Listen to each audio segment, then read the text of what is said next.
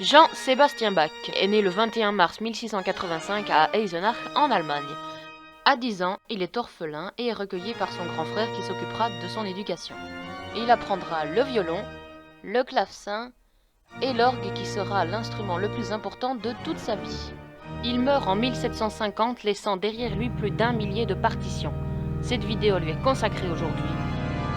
Voici 5 anecdotes sur Bach.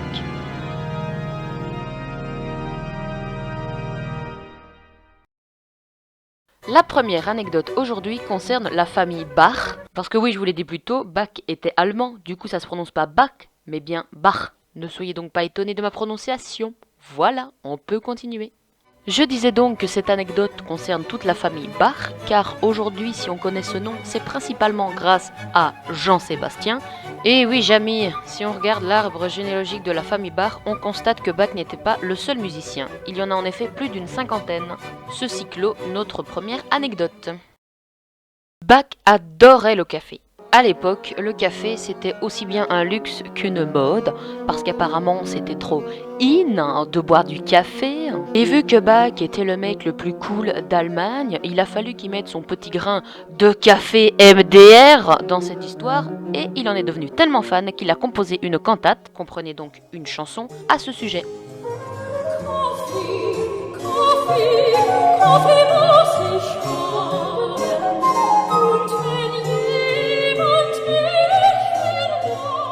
Et ceci clôt notre deuxième anecdote. En plus d'aimer le café, Bach était un bon vivant. Miam miam, j'adore manger, j'adore la choucroute, je suis Bach, miam miam. Il adorait manger. Il aurait pu manger des buffets comme celui-ci, celui-là, pas du tout celui-là, et encore moins celui-là. Il fumait également la pipe et adorait l'alcool. D'ailleurs, à certains moments de sa vie, son salaire passait uniquement dans la boisson. Et nous en avons donc fini pour notre troisième anecdote. La quatrième anecdote est sans doute ma préférée, c'est celle de la vieille chèvre.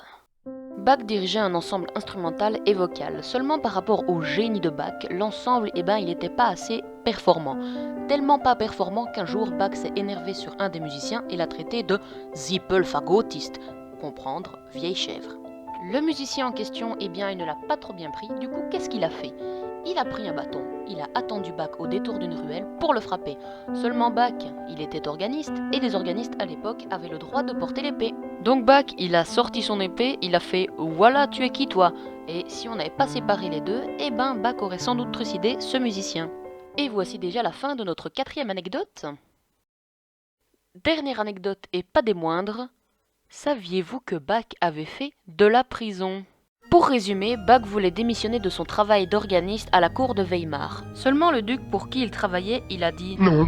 Alors il l'a payé un peu plus et Bach est resté un rien plus longtemps. Ça n'empêche que notre coco, notre petit Bach, il avait toujours envie de partir. Alors à un moment donné, il a dit je prends mes clics, je prends mes claques et je m'en vais. Mais le duc n'était toujours pas d'accord, donc il a dit le seul endroit où tu vas aller, c'est en prison. Et voilà comment Bach a passé 1 mois en prison. C'est d'ailleurs là qu'il a imaginé l'Orgelbuchlein, le petit recueil pour orgue. C'est sans doute son œuvre la plus emblématique. Et c'est sur cette 5e anecdote que se termine cette vidéo. J'espère que vous en savez un peu plus maintenant sur Bach, ou que vous aurez envie d'en savoir un peu plus, et je vous laisse avec la toccata version disco.